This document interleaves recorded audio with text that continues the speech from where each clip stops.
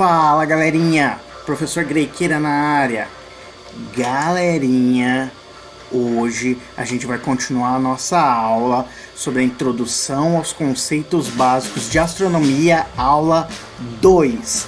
E hoje, galerinha, a gente vai entrar no sistema solar. A gente vai falar do Sol, vai falar de Mercúrio, Vênus e é claro que da Terra. E a aula tá muito legal e eu tenho certeza que você não sabia tanto a respeito desses planetas e do nosso Sol. E eu tô te convidando para você aprender um pouquinho mais a respeito do nosso sistema solar. E eu tô deixando aí de novo o nosso QR Code para você ir direto lá na lição que eu vou deixar para você testar depois os seus conhecimentos.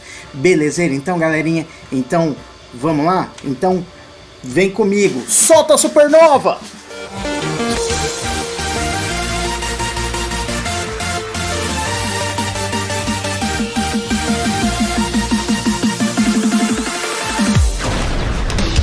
Então, galerinha, agora a gente vai falar sobre o sistema solar. Galerinha, olha só, dá um grau no tamanho que é o nosso Sol perto de todo o sistema solar. Olha só aqui comigo. Tá vendo essa bolinha aqui, ó? Essa bolinha é Mercúrio. Tá vendo essa outra? É Vênus. E essa daqui você já deve ter sacado, que é a Terra. Olha o tamanho da Terra perto de Júpiter. Esse carinha aqui é Marte. Lembra da frase que eu falei pra você? Minha avó tem muita joia, sempre usa, nunca perde. Assim você não erra. Saturno eu tenho certeza que você não vai errar. Urano e Netuno. Galerinha, olha aqui o tamanho. Olha o tamanho, mas olha o tamanho do Sol perto dos nossos planetas aqui.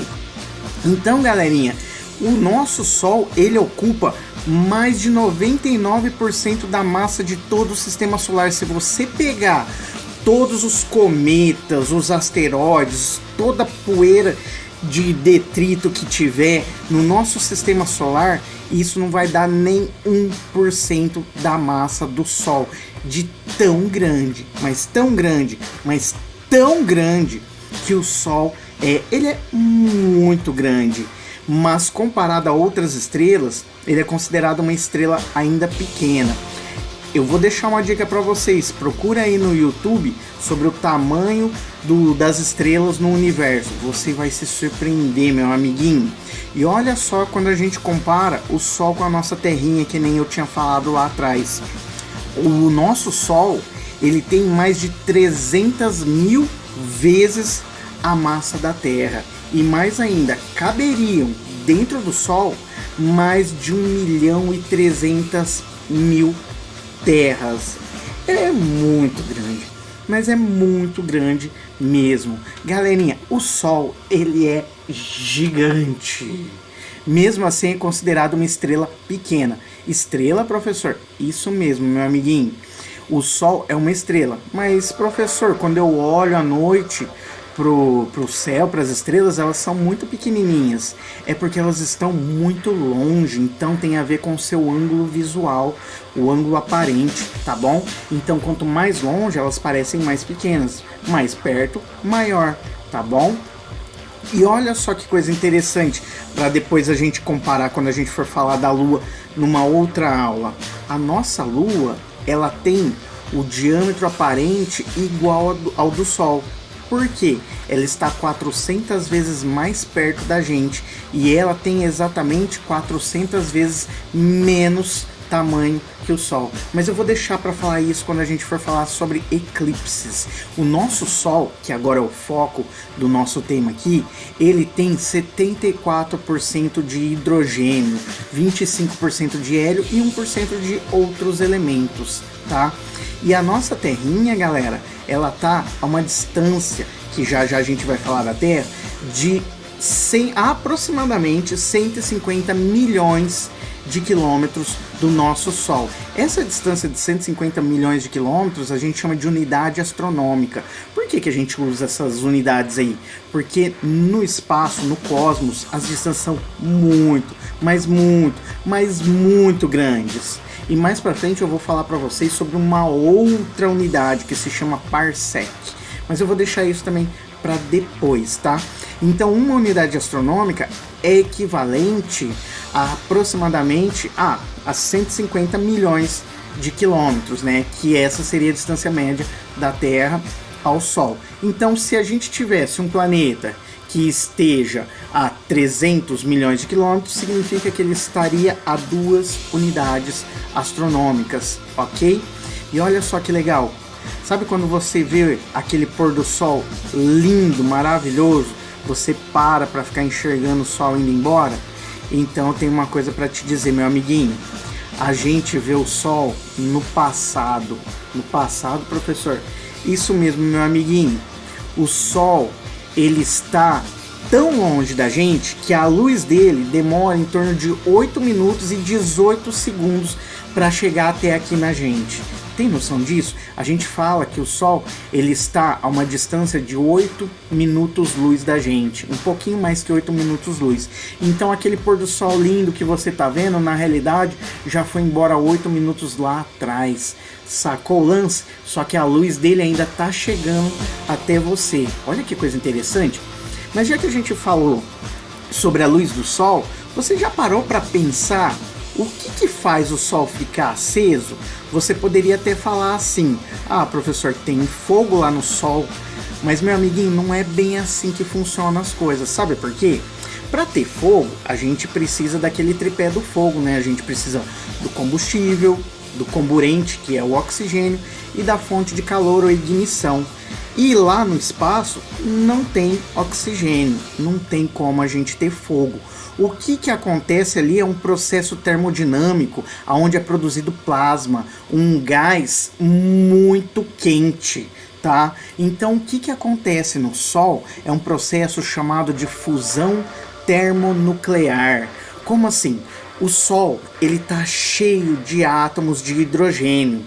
Esses átomos de hidrogênio, eles estão se movimentando com uma velocidade incrível e eles estão submetidos a altíssimas pressões e temperaturas. E então, de repente, eles acabam se chocando uns com os outros. E a hora que eles se chocam, eles se unem, eles se fundem.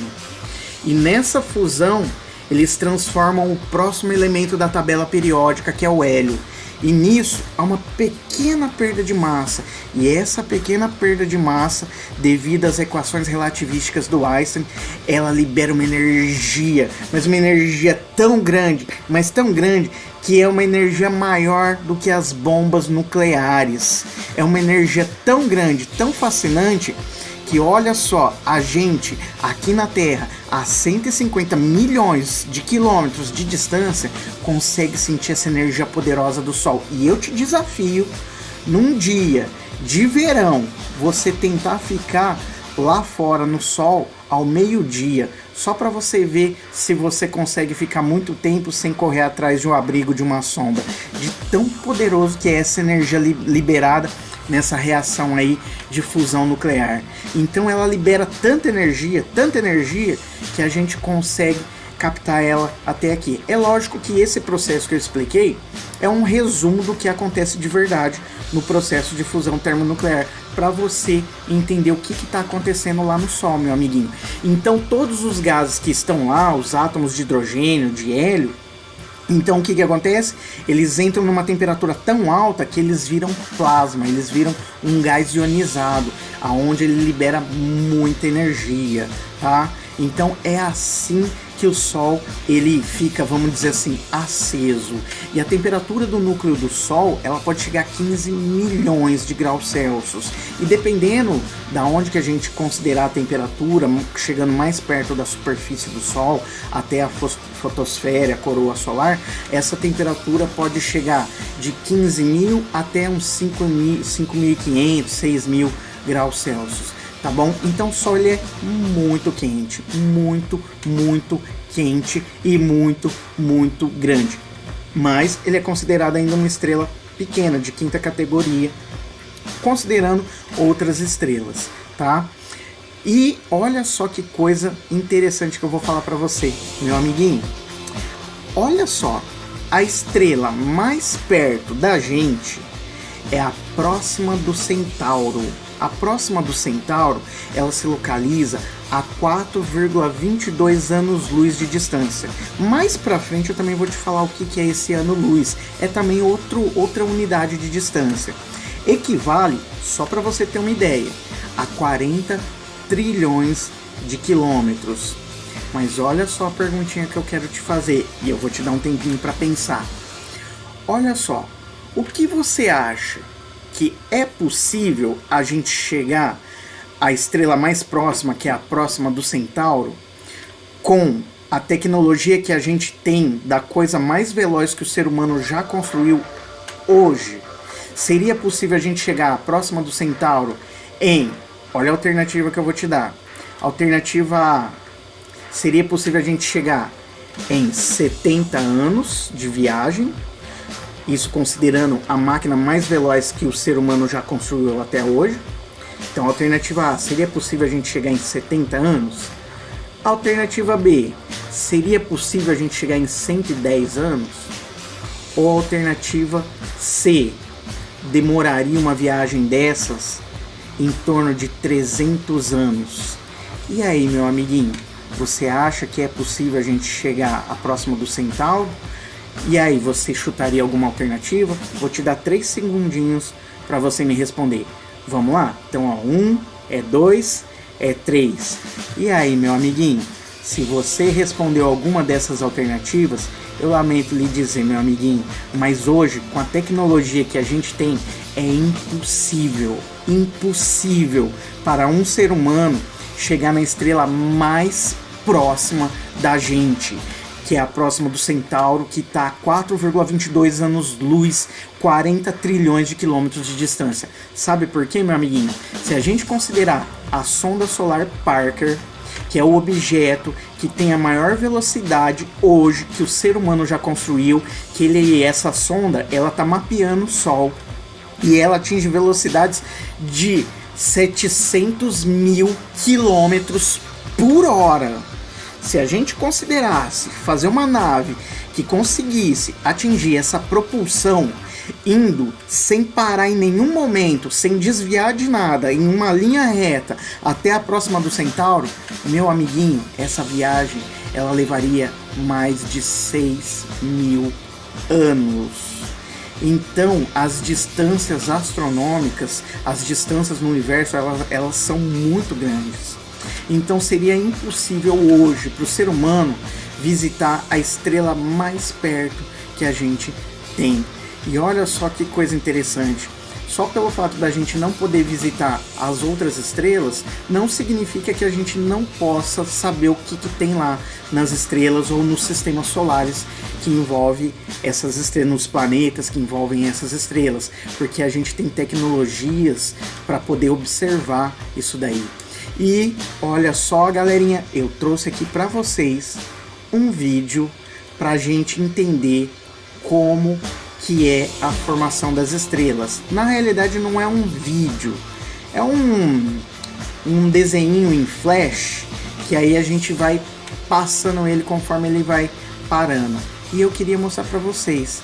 Vamos ver então esse nosso desenho em flash, aí eu vou passando ele para frente para você ver que legal como que é quando uma estrela, como que se forma uma estrela. Então bora lá, vem comigo, galerinha. Beto, vá dormir. Você já assistiu demais essas coisas de astronomia. Ah, mãe, mas agora vai passar sobre a formação das estrelas. Já é muito tarde. Amanhã tem aula. Pô, mãe, tá bom.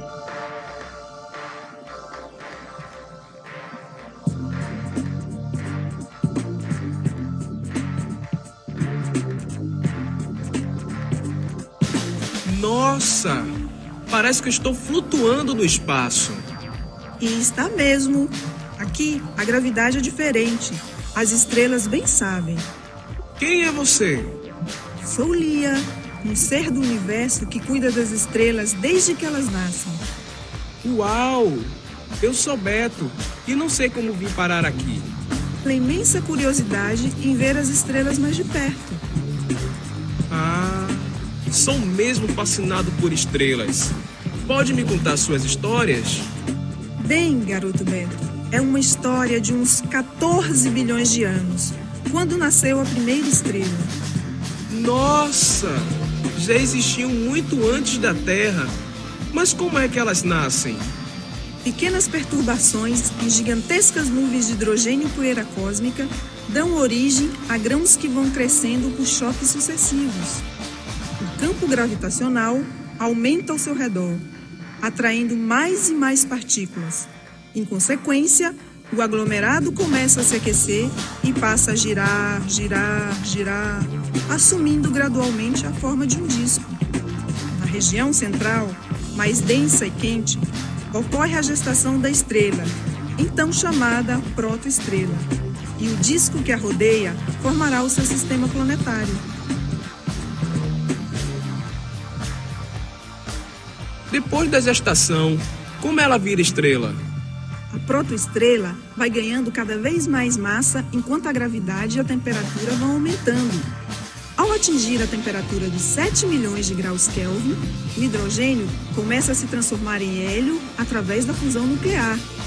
A estrela começa a brilhar e a se dilatar e duas forças opostas entram em conflito: a contração causada pela gravidade e a expansão produzida pela elevada temperatura. A estabilidade da estrela virá quando essas duas forças se igualarem. Você falou de fusão nuclear. Não é o mesmo princípio da bomba de hidrogênio?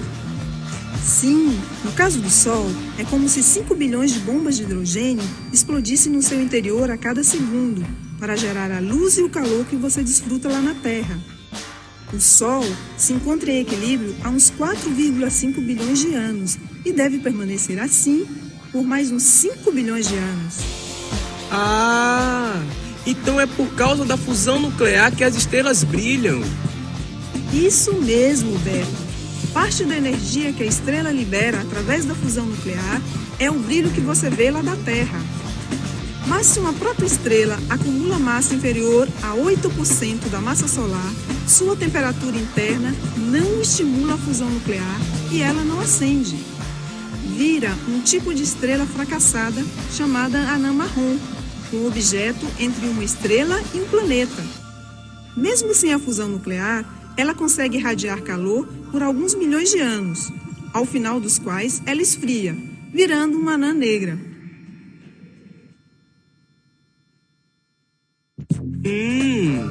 Qual a cor das estrelas?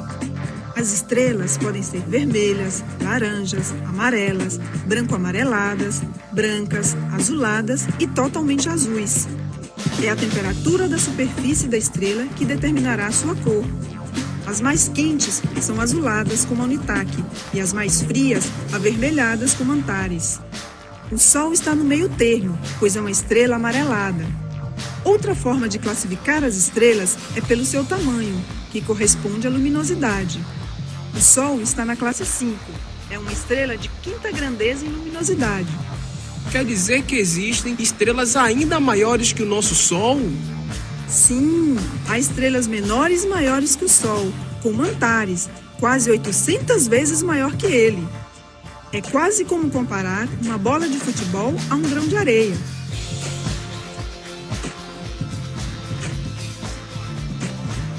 Lia, mas se a estrela nasce, ela também morre? Sim. Depois de alguns bilhões de anos, o hidrogênio da estrela pode não ser suficiente para manter as atividades de fusão em seu núcleo. A gravidade vence a luta contra a temperatura e a estrela começa a se contrair até morrer. Oh, que pena! Mas não acaba aqui. A morte da estrela é só uma transformação que dependerá de sua massa. Ainda bem! Se ela tiver até 10 vezes a massa do Sol, esfriará lentamente e se transformará em uma anã branca, com um tamanho comparável ao da Terra. Uma colher de sopa de sua matéria pesaria 3 toneladas, ou seja, metade da massa de um elefante adulto. Se a massa for superior a 10 massas solares, a estrela explodirá violentamente no fim da sua vida, com um brilho equivalente a bilhões de sóis, dando origem a supernovas. Em 10 segundos, uma supernova lança 100 vezes mais energia do que o Sol em toda a sua vida. Ela pode brilhar tanto quanto uma galáxia inteirinha e iluminar toda a galáxia da qual faz parte durante semanas. Uau! E para onde vai a matéria ejetada pela supernova, hein? A explosão espalha pelo universo todos os elementos químicos mais pesados que o ferro, encontrados na Terra e em outros planetas. Ela é uma espécie de fábrica cósmica dos elementos químicos e graças a ela você pode existir. Então eu sou filho das estrelas.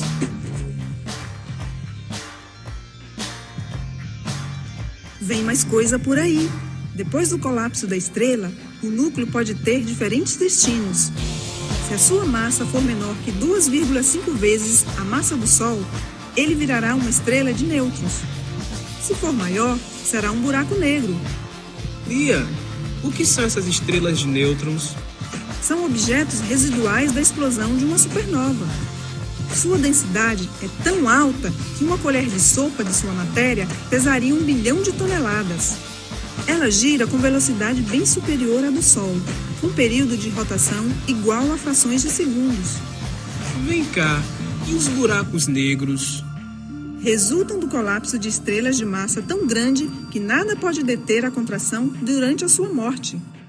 Toda a matéria do núcleo da estrela é concentrada em um minúsculo ponto, produzindo um campo gravitacional tão intenso que capta até mesmo a luz.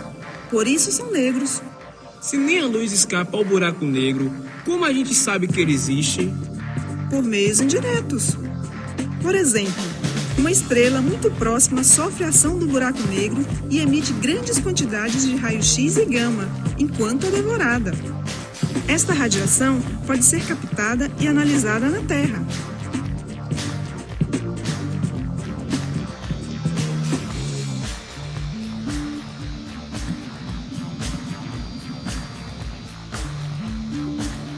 Ah, eu queria mesmo ir ao espaço algum dia.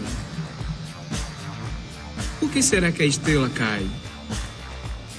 A estrela cadente não é como as outras. É um meteorito que sofre atrito e se desintegra ao entrar na atmosfera terrestre.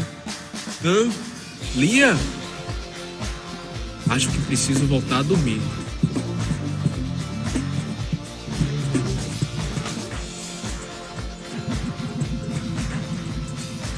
Então, galerinha, legalzinho, né, essa animação em flash. Então deu pra gente entender um pouquinho melhor sobre a formação estelar. E, galerinha, pra quem for assistir as minhas aulas online, eu tô te fazendo um convite especial. A gente vai assistir junto a série Como Funciona o Universo da Discovery Channel. E nessa série eu vou te mostrar os episódios das supernovas e dos buracos negros. E você vai ficar fera geral no assunto, galerinha. Mas, galerinha, agora que você já sabe tudo isso, eu tenho uma notícia muito ruim para dar.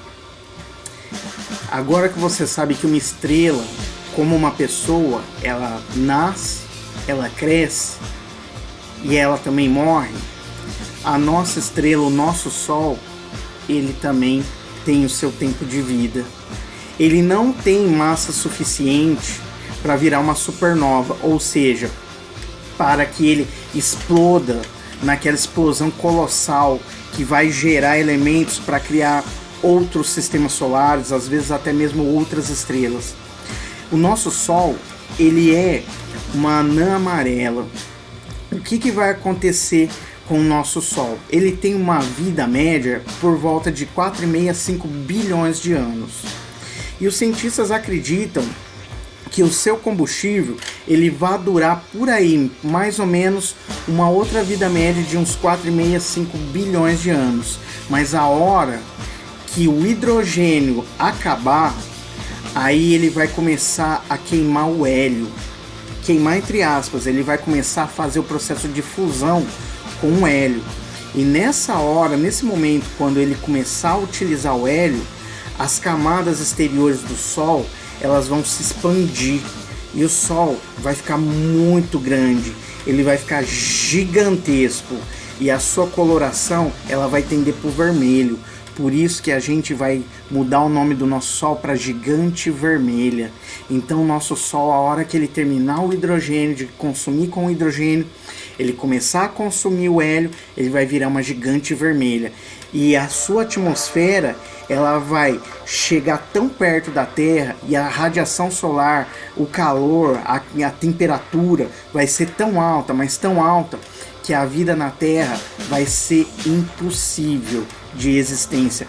Toda a água vai se evaporar, o planeta inteiro vai simplesmente torrar.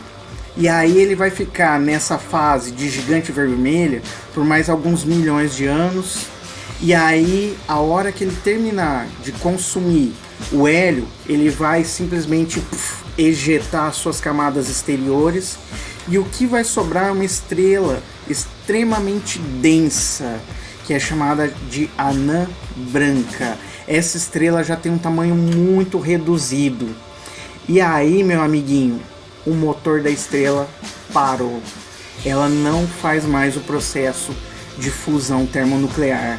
E esse brilho residual que ela tem é um brilho remanescente da temperatura que ela ainda tem no seu interior, que vai continuar por mais alguns milhares de anos emanando essa temperatura e esse brilho, até que ela vai diminuindo o brilho, vai, vamos dizer assim, apagando, até que ela vira uma anã marrom, e aí ela continua emanando essa energia até ela continuar se apagando, virando uma anã negra.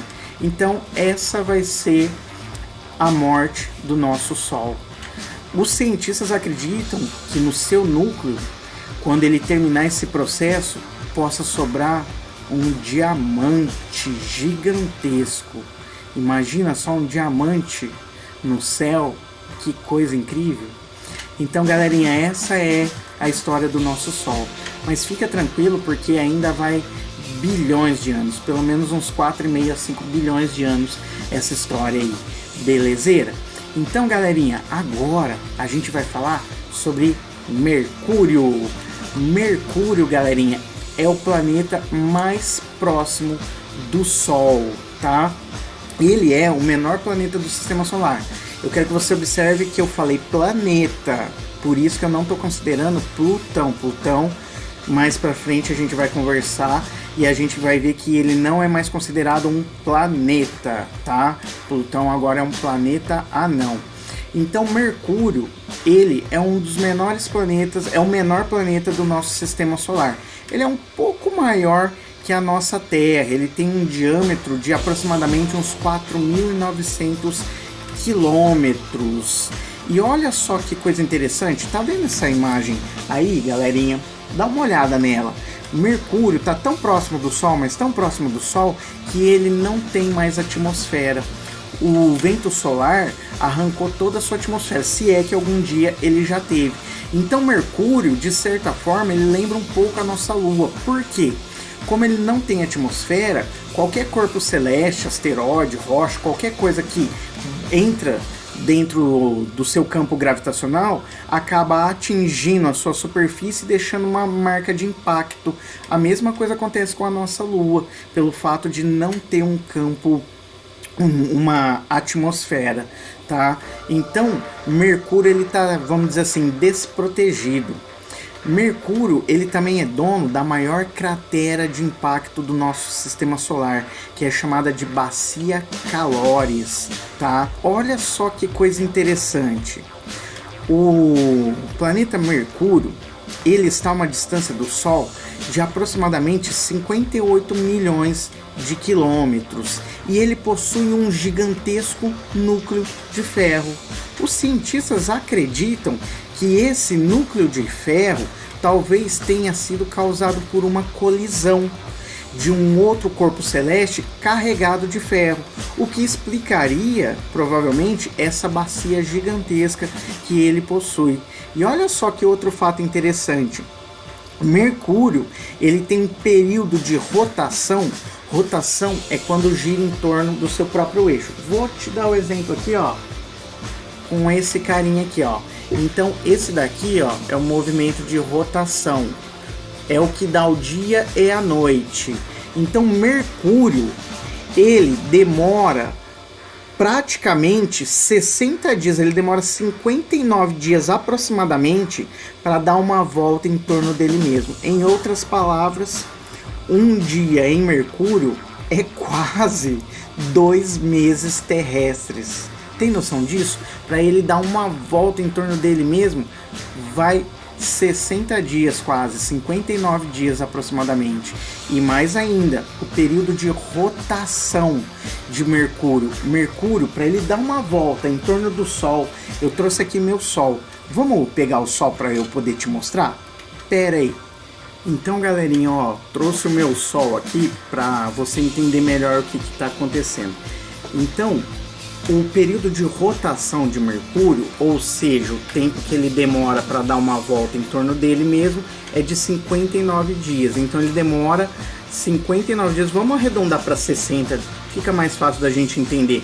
Então ele demora praticamente 30 dias no escuro e 30 dias no claro. Olha só que coisa interessante. E o período de translação. Translação é o período que dá o ano. É aquele período aonde ele vai dar a volta em torno do Sol. Ele demora 88 dias. Então Mercúrio demora aproximadamente 88 dias para dar uma volta em torno do Sol. Olha que coisa interessante. Então ele demora praticamente 90 dias para dar uma volta em torno do Sol, enquanto que ele demora 60 dias para dar uma volta em torno dele mesmo. Então a hora que ele deu uma volta em torno dele mesmo, foi um dia e uma noite, falta mais 30 dias, ele completa um ano na sua órbita. Olha que coisa interessante. E olha só, galerinha, uma pergunta que eu sempre faço para todo mundo. Mercúrio é o planeta mais próximo do Sol, meu amiguinho. Olha a pergunta que eu vou te fazer e eu vou te dar um tempinho para você responder. Mercúrio é o planeta mais próximo do Sol. Ele está a 58 milhões de quilômetros do Sol aproximadamente. Beleza? Então olha só, a Terra está quase 3 vezes mais. Olha a pergunta que eu vou te fazer. Mercúrio é quente ou é frio, meu amiguinho? Vou te dar aí 3 segundinhos. Então vai lá. Então ó, é 1, é 2, é 3. E aí, meu amiguinho? Se você respondeu que é quente, você errou. Mas se você respondeu que é frio, você também não acertou, meu amiguinho. Sabe por quê? Mercúrio, ele é tanto quente quanto frio. Como assim, professor? Lembra que eu te disse que ele não tem atmosfera? Então, pelo fato dele não ter atmosfera, no lado que ele está voltado para o Sol, o lado que recebe luz solar, é quente. Então, o lado que ele está recebendo luz solar chega a temperaturas de mais de 430 graus Celsius.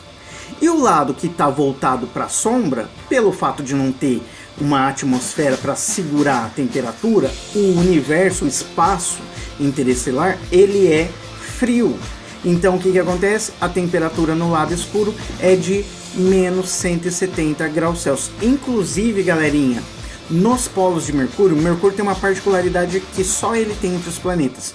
Todos os planetas do Sistema Solar, eles têm um ângulo de inclinação no seu eixo de rotação, mas Mercúrio, ele é quase que retinho, quase que em pezinho, enquanto todos os outros planetas têm uma inclinação. Mercúrio, ele é tão assim, quase retinho, que os polos, eles quase não recebem luz. E os cientistas já identificaram crateras com gelo nos polos. Olha que fato interessante. Então, esse é o nosso amiguinho Mercúrio. E só um último dado para você ficar sabendo, né? A gravidade de Mercúrio, ela é uma gravidade bem baixinha, de 3,6 metros por segundo. Então, ó, vou deixar o meu Sol lá de lado, aí a hora que precisar eu pego ele de novo. Belezeira? Então, galerinha, então vem comigo. Então, galerinha, agora a gente vai falar de Vênus.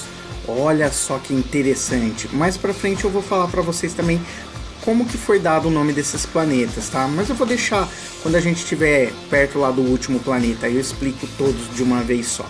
Então, olha só, Vênus, ele é comparado com um inferno. Por quê? Vamos descobrir? Meu amiguinho, Vênus, ele é o planeta que tem as maiores temperaturas do nosso sistema solar. Chegam a temperaturas na superfície de até mais de 460 graus Celsius. E ele tem uma atmosfera cheia de gás carbônico e nuvens de ácido sulfúrico. O que dá aquela cor alaranjado para ele? Fora que ele também tem vulcões em atividade e a sua atmosfera é tão densa, que quando você está na atmosfera de Vênus, você tem a sensação de estar mergulhando a 1 quilômetro debaixo d'água, de tanta pressão que Vênus causa. E olha que fato interessante, foi olhando para Vênus que os cientistas eles começaram a se preocupar com o nosso planeta a respeito do efeito estufa. Como assim, professor? Isso mesmo. Olha só que coisa interessante, se a gente parar para pensar, Vênus está a aproximadamente 108 milhões de quilômetros de distância do Sol. Mercúrio está a 58, então vamos dizer que Vênus está praticamente o dobro da distância. Por que Vênus é muito mais quente? Vênus é mais quente devido à sua atmosfera. Essa sua atmosfera, cheia de gases de efeito estufa, principalmente o gás carbônico, o que acontece? Ela funciona como um cobertor para o planeta. Então a radiação solar, ela penetra no planeta e ela tem dificuldade para sair, o que causa um efeito estufa descontrolado. E isso acaba aumentando em muito a temperatura do planeta, fora os gases também produzidos de efeito estufa pelos vulcões, né? Então, quando os cientistas olharam para Vênus e eles notaram essa temperatura alta, eles acharam muito estranho. Então, o que eles fizeram? Começaram a estudar o que estava causando isso no planeta. E estudando esse fenômeno, eles acabaram entendendo que o nosso planeta também podia correr um risco com o efeito estufa. Mas aí eu vou te fazer uma perguntinha, meu amiguinho. Para pensar. Olha aqui que eu vou te perguntar. O efeito estufa é ruim? Sim ou não? Aqueles 3 segundinhos para você responder. Então, ó, efeito estufa é ruim? É 1, é 2, 3. E aí, meu amiguinho? Se você respondeu que o efeito estufa é ruim, eu lamento lhe informar, mas é graças ao efeito estufa que o nosso planeta ele mantém a sua temperatura média hoje de aproximadamente uns 15 graus Celsius. Isso média global, tá? Então, meu amiguinho, o efeito estufa ele é muito bom para o planeta. É ele que garante que a gente não vai congelar na parte fria, quando não estiver recebendo luz. Então, o efeito estufa é bom sim. O que é ruim é o efeito estufa começar a sair fora de controle, que é o que aconteceu em Vênus. E é o que a gente está percebendo hoje. Hoje a gente vê furacões em lugares que não tinham mais. Estiagem em lugares que antes chovia, chuvas que arrebentam as casas em lugares que antes não eram assim as chuvas. Então hoje o clima parece que está realmente ficando descontrolado e a tendência é piorar. E isso com certeza tem a ver com o famoso efeito estufa. Por isso que a gente tem que cuidar do nosso planeta. A gente não tem outra casa para correr, outro planeta para poder morar. Então a gente tem que aproveitar enquanto a gente tem essa casa linda que Deus deu pra gente. Belezeira? Então, galerinha, vamos falar um pouquinho mais de Vênus? Vênus, então, ele é considerado a irmã gêmea da Terra. Sabe por quê? Porque acredita-se que Vênus tenha tido a mesma formação no sistema solar primordial. Quando a Terra estava se formando, Vênus também estava se formando. E aconteceu algum evento com Vênus que acabou mandando ele para longe da Terra. A gente está num lugar privilegiado no sistema solar. Já eu vou falar para vocês que é a zona habitável. E Vênus acabou se deslocando para a fronteira dessa zona habitável. Só que Vênus tem características muito próximas da Terra, inclusive o próprio tamanho de Vênus. Vênus tem um diâmetro, de aproximadamente 12.100 quilômetros. só para você ter noção, a Terra tem uns 600 quilômetros a mais que Vênus. Como assim, professor? É isso mesmo, a Terra tem 12.750 e pouquinhos quilômetros. Então a Terra tem quase o tamanho de Vênus. A gravidade em Vênus é parecida com a gravidade da Terra. A gravidade na Terra é por volta de 9,8 metros por segundo ao quadrado, depende da altura, da altitude. Lá em Vênus, 8,7. Então é uma gravidade agradável para o corpo humano. Então Vênus tinha tudo para ser a irmã gêmea da Terra. Só que aconteceu alguma coisa com ela. E olha só que coisa interessante. Aconteceu com Vênus, deixa eu pegar aqui ó. Aconteceu com Vênus algumas coisas que mexeram na sua rotação e Vênus acabou ficando muito lento. Como assim, professor? Olha só, a rotação de Vênus, lembrando que a rotação é o que dá o dia e a noite.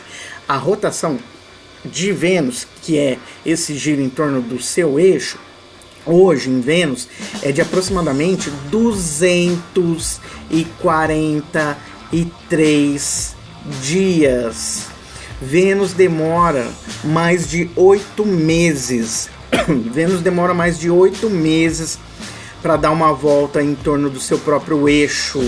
Imagina só, mais de 4 meses no escuro, mais de 4 meses no período voltado pelo Sol, para o Sol. Então Vênus ele gira muito devagar. Pode ser que aconteceu no período de formação do Sistema Solar que algum corpo possa ter impactado Vênus e causado esse movimento desacelerado em Vênus. E mais ainda, meu amiguinho, todos os planetas no Sistema Solar, eles giram no sentido anti-horário, mas Vênus é o único planeta que gira no sentido horário. Olha que coisa engraçada. Então Vênus, a gente fala que ele tem uma rotação retrógrada. Então parece que como se alguma coisa tivesse acertado Vênus e feito ele girar para o outro lado. Olha que coisa interessante, mas tem mais. Vou pegar o meu Sol de novo. Pera aí então, galerinha. Então, galerinha, olha só o que acontece com o período de translação, ou seja, o tempo que Vênus demora para dar uma volta em torno do Sol.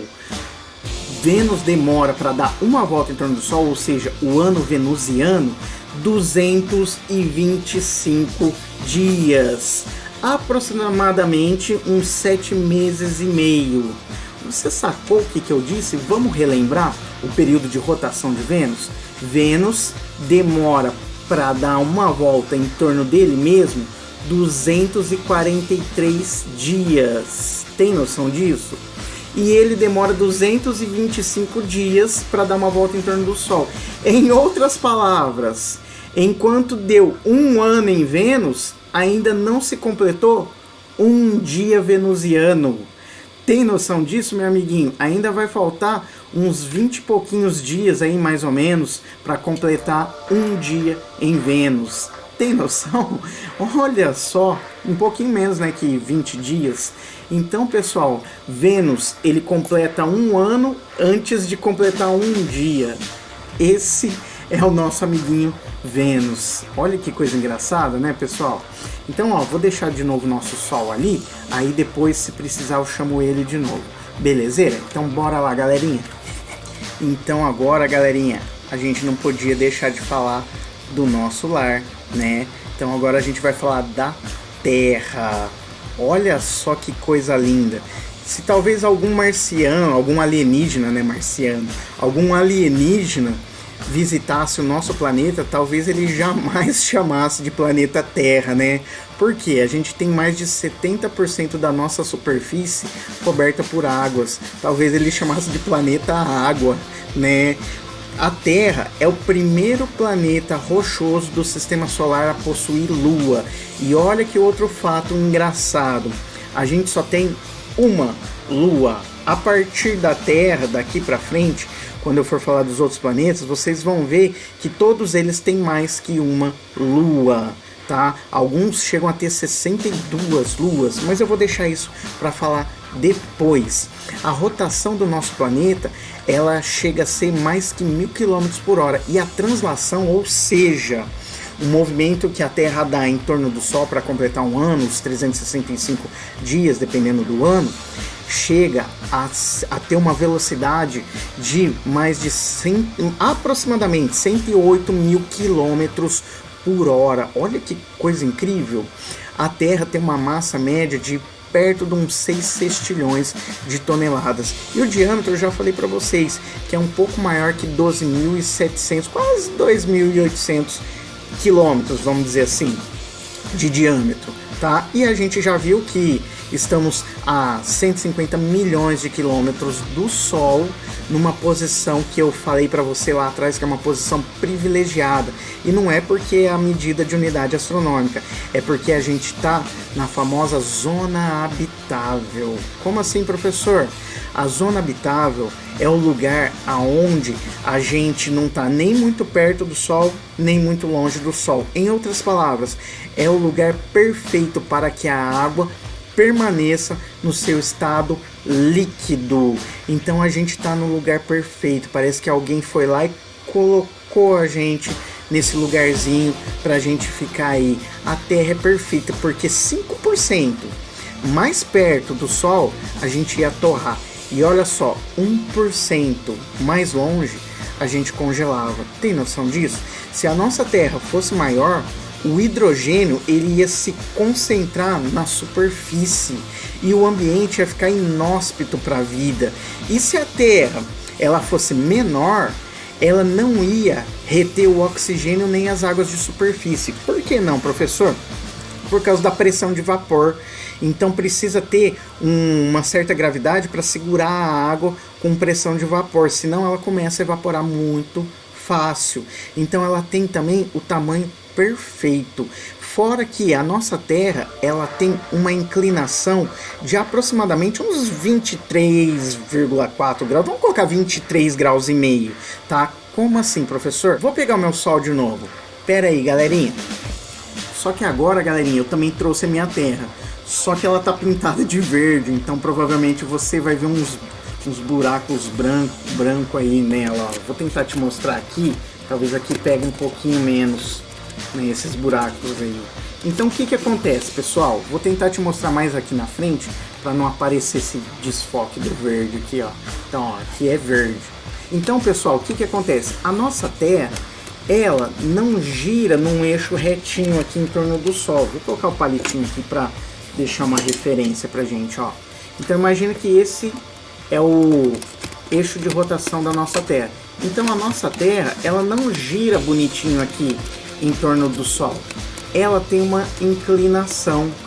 E essa inclinação tem um ângulo de aproximadamente 23 graus e meio, aproximadamente. E essa inclinação ela é ótima. Por quê? É graças a ela que a gente tem as estações do ano, meu amiguinho. Deixa eu guardar aqui a minha Terra. Deixa eu aproveitar para guardar o meu Sol. Então, meu amiguinho, olha só que coisa interessante. A nossa Terra, ela tem então essa inclinação. E essa inclinação ela é excelente para a vida. Mas o que torna a Terra especial? O que torna a Terra especial é que ela tem não só água na forma líquida, mas também ela abriga a vida, tá? E olha só que coisa interessante, voltando a falar da inclinação da Terra. Você já deve ter percebido que tudo no nosso planeta tem ciclos. A gente é muito ignorante de achar que uma coisa do outro lado do planeta não pode afetar a gente. Muito pelo contrário. Nosso planeta ele está cheio de ciclos. E esses ciclos ajudam a regular o nosso planeta, por exemplo, com a temperatura, as chuvas e tudo mais. Você já deve ter ouvido falar, por exemplo, dos ciclos bioenergéticos, né? Então, olha só, a gente tem ciclo da água, a gente tem ciclo do carbono, a gente tem vários outros ciclos que nem a gente imagina. Temos ciclo do nitrogênio, a gente tem os ciclos de, não sei se vocês sabem, mas a areia do Saara, ela vai parar lá na Amazônia para ajudar o solo da Amazônia. Olha que coisa interessante, do outro lado a areia vai parar lá na Amazônia para completar mais um ciclo. E esses ciclos, eles parece que seguem alguns padrões, né? A gente tem, por exemplo, nos oceanos, a gente tem correntes de água que ajudam a tirar o calor de um lado do planeta e levar para o outro, né? Tem um desenho muito legal que vocês já devem ter visto, que é o Procurando Nemo, né? Tem uma cena que eu gosto muito, que é das tartarugas, né? O pai do Nemo, ele tá procurando o Nemo, encontra com essas tartarugas e as tartarugas levam ele na CLA, Corrente Leste Australiana. Talvez você se lembre dessa cena. E aí o que acontece? Nessa corrente é como se fosse um rio dentro do oceano. E essas correntes ajudam no sistema de refrigeração do planeta. E a gente tem também esses tipos de corrente na nossa atmosfera. A gente tem correntes de jato que também ajudam a tirar o calor de um lado do planeta e mandar para o outro lado, ajudando assim todo o ciclo do planeta. E quando a gente interfere nesses ciclos, a gente interfere em vários outros ciclos que estão por trás disso. Por exemplo, olha só essa abelhinha. Se a gente começar a mudar o clima no nosso planeta, as flores que nascem na determinada época do ano, que a abelhinha vai lá para polinizar ela, talvez comecem a nascer mais cedo. E a abelhinha talvez não tenha tempo de ir lá na época correta para fazer a polinização. E isso vai gerando vários outros problemas na cadeia, né? Porque depois tem o outro bichinho que, por exemplo, o passarinho, que vai fazer um ninho, e aí ele depende daquela estação do ano para buscar o alimento, e aí ele não consegue achar alimento. Então a gente tem que começar a pensar de uma outra forma na nossa casa, porque tá tudo interconectado, tá tudo interligado. É muito egoísmo da nossa parte achar que as coisas não estão ligadas, mesmo porque elas estão longe. Muito pelo contrário, tudo está relacionado, mesmo longe. E uma outra coisa interessante para falar para vocês é que, olha só que interessante, olha como que nosso planeta ele é perfeito. Parece que tudo foi colocado no lugarzinho para a gente conseguir sobreviver nele. O nosso planeta ele tem um escudo. O que aconteceu com Marte e também com Mercúrio não acontece com o nosso planeta. O que, professor? O nosso planeta tem um escudo que é o nosso campo magnético, a nossa magnetosfera. A nossa magnetosfera, ela protege a gente contra os ventos solares. Essas ondas aí de radiação de partículas eletricamente carregadas que o Sol ejeta da sua coroa solar com as suas erupções solares. O que acontece? Essa radiação aí solar, ela arrancou se um dia teve atmosfera, Mercúrio, ela arrancou. E ela também fez isso com Marte. Por isso que a gente tem que tomar muito cuidado com o nosso planeta, porque hoje a gente tem um escudo que protege a gente dos ventos solares. E olha só que coisa incrível! Quando uma ejeção de massa coronal muito forte atinge a Terra, essa ejeção de massa coronal, ela acaba, pessoal, entrando aqui, ó, sendo capturada por essas linhas do nosso planeta, essas linhas de campo magnético aqui, que é a nossa magnetosfera, e elas entram numa região que não está marcada aqui, chamada de cinturão de Van Allen. E essas partículas aí, elas vão ser direcionadas para os polos, tanto para o polo norte quanto para o polo sul. E elas criam aqueles fenômenos lindos que a gente conhece nos extremos dos planetas, que são as auroras, a aurora boreal no norte e a aurora austral no sul. Então toda vez que tem uma aurora no norte, tem uma aurora no sul, porque elas foram provenientes de uma ejeção de massa coronal e causam esses espetáculos lindos dessas luzes dançantes, né? E é muito lindo. Então, galerinha, era isso que eu tinha que falar pra vocês. Belezeira? Então, bora lá pra gente se despedir então, galerinha? Então, vem comigo.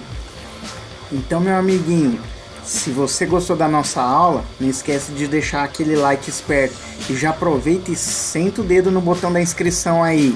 E tô deixando aqui de novo, ó, o nosso QR Code para você buscar a lição que eu vou deixar lá no nosso site, e aqui, ó, o endereço do site para você que quer explorar lá para pegar alguma lição, tá? Às vezes se você é professor, às vezes se você quer explorar alguma lição para o vestibular, alguma resolução de exercício, tá tudo lá, galerinha. Quero então agradecer mais uma vez todo mundo pela força, pela consideração aí. E a gente vai arrebentar nessas nossas aulas aí de astronomia, beleza? Então, galerinha, professor Grequeira na área, um abração, fui!